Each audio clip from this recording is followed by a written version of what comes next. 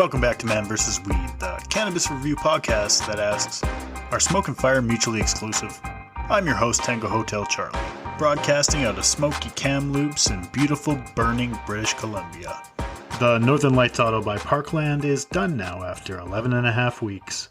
The last 3 weeks she's only had pH'd water to flush out any impurities in the final product. We want clean cannabis with nice white ash, not unflushed cannabis with dark ash. Sadly, due to climate change, my province is burning out of control at levels never seen before. All around us in Kamloops, cities are being evacuated due to the unprecedented forest fires. Yesterday, the world was a putrid sepia tone with chunks of burnt lichen and worm carcasses floating down from the sky. In some areas, it was dark as night at 4 in the afternoon in the middle of August. It's fucking crazy. I've never seen anything like it, so to protect my girls, I brought them inside for the last couple days as well. I've heard that leaving them in the dark for 48 hours before harvest increases trichome production. I don't really put a lot of weight into that, but I'm going to try it out, and it definitely won't hurt. But otherwise, they're ready to go. I plan on harvesting as soon as this podcast is finished. She looks great, and I only wish that the other 4 seeds in the package could have turned out as well.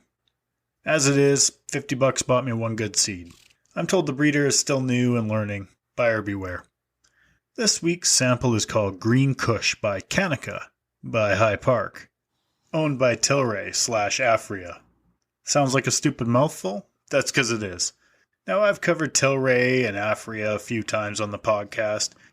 Go check out the Batch and Soleil Scents episodes for more in-depth coverage on them. But just to catch you up to speed, they fearmongered illicit cannabis as tainted and poisonous. They lobbied the government to raid illicit dispensaries because they were hurting their sales. They employ RCMP intelligence officers, and their inaugural board included several politicians, including foreign ministers and GOP leaders. The CEO is an American that brags about never using cannabis. They're owned by Novartis, a shady big pharma company with scandals ranging from sexual discrimination to bribery. They're also partnered with Anheuser-Busch, the shitty alcohol corporation. That's just the recap. Go listen to those episodes for more details. But that's not all. In 2019, they were caught devaluing an asset they were trying to acquire. The scam was run through its majority shareholder, a private equity firm known as Privateer Holdings. Man vs. Weed listeners should be familiar with them. They were trying to acquire a company called Savvy Naturals that sold CBD products. Savvy Naturals was owned by a company called the Trimax Corp.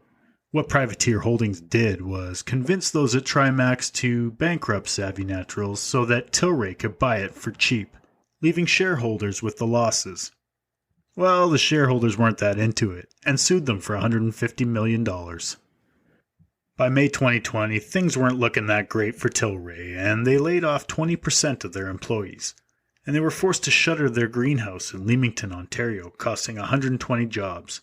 In June 2020, executives were caught misleading investors again, this time purchasing a company called the Authentic Brands Group, or ABG. They were caught making misleading statements that overstated the benefits of ABG. They made these statements to justify the $350 million Tilray dumped into ABG. It turns out ABG was actually underperforming, and several board members, including CEO Brandon Kennedy and Chief Financial Officer Mark Castaneda, using insider information, sold their shares at artificially inflated prices. For his part, CEO Kennedy sold more than $23 million in shares, and CFO Mark Castaneda upwards of $3 million. More and more lawsuits are on the rise as more shareholders realize that they've been scammed. In early 2021, Redditors pumped up stocks by 50%, citing the impending Aphria merger and potential U.S. legalization.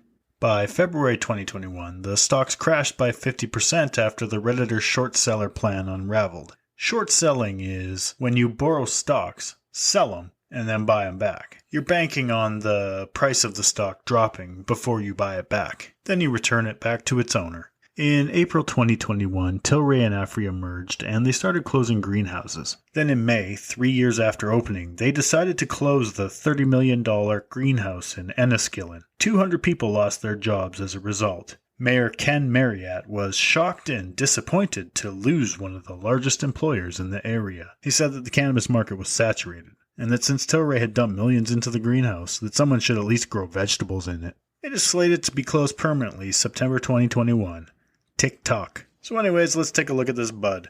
This week we're back with a stupid white plastic jar. It says it was packaged on June 2nd, 2021, making it about 2.5 months old. Green Cush, it turns out, is actually green crack, if you're wondering about the silly name. Turns out regulators weren't too cool with selling a product actually labeled crack. Its THC is listed at 21% and it is classified as a sativa. Its listed terpenes are beta-caryophyllene, beta-myrcene, and delta-limonene, which must be a fancy way of saying urinal cake, because that's what it smelled like when I cracked the seal on its polyethylene sarcophagus. Not great. This sample cost $22 for 3.5 grams plus tax. That's $176 an ounce, plus tax. I did some digging and found a lot of people that had bad experiences with Canaca and with High Park as a whole. They were on lists for worst cannabis on the legal market over and over again. I actually saw pictures of mold on cannabis sold in November of 2020. I don't know about you, but I don't remember any recalls for it, nor did I find any on the internet. I saw pictures of popcorn buds sitting on a bed of leaf, like actual trim in the bottom of the jar with popcorn buds on top, and still underweight. The running joke was that Canaca was selling budlets. I did see 2 or 3 that had nice looking buds, but by and large the flowers were pea buds in shake. I guess that's how it goes in some of the worst work environments in the industry. If you just Google Tilray's workplace employment reviews, you will see for yourself. However, in a regulated, high-priced legal market, you can't have such radical inconsistencies, and certainly can't sell shaken bud crumbles for $200 an ounce. When I got past the proprietary urinal cake funk, I looked in the jar. But I couldn't see shit because there was a Bovita pack on top of the buds. I'll let you decide if you like that brand or not, but legal weed definitely needs moisture packs, especially with no expiry date. Underneath that Bovita was the saddest pile of bud crumbles ever. They were all about the size of your pinky nail, with the exception of maybe 3 that were about the size of your thumbnail, maybe smaller. Seriously though, these things weren't even popcorn nugs, more like popcorn kernels.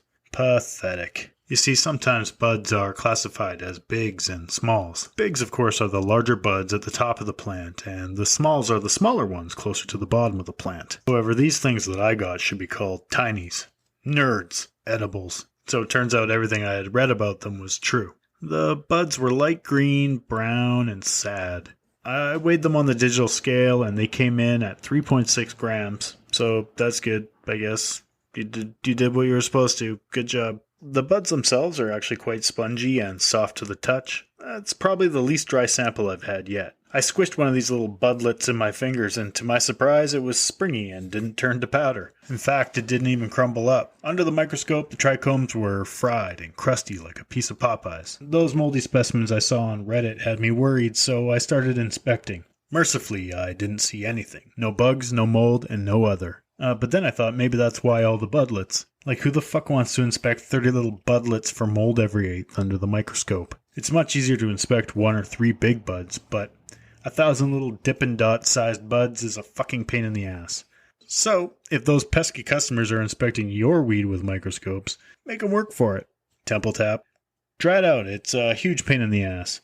Anyways, the frazzled trichomes also had a higher looking ratio of amber trichomes. This indicates a late harvest and a subdued effect. Outside of the odor that I noticed when opening the jar, there was really no smell to the flowers. You'd have to put your nose right up to the buds to smell anything.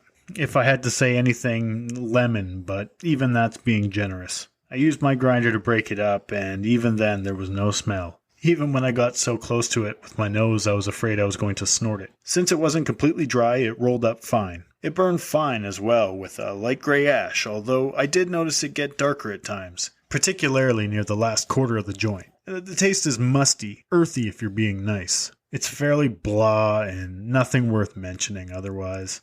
The high from this green crack, fuck the regulators, is pretty mild as well, medium at best. I feel it in my head and chest. It also gave me slight dry mouth. It peaks the minute you're done smoking it, and drops off sharply after about 20 minutes. Very unimpressive. This is most likely the result of all those amber trichomes, but it might just be trash.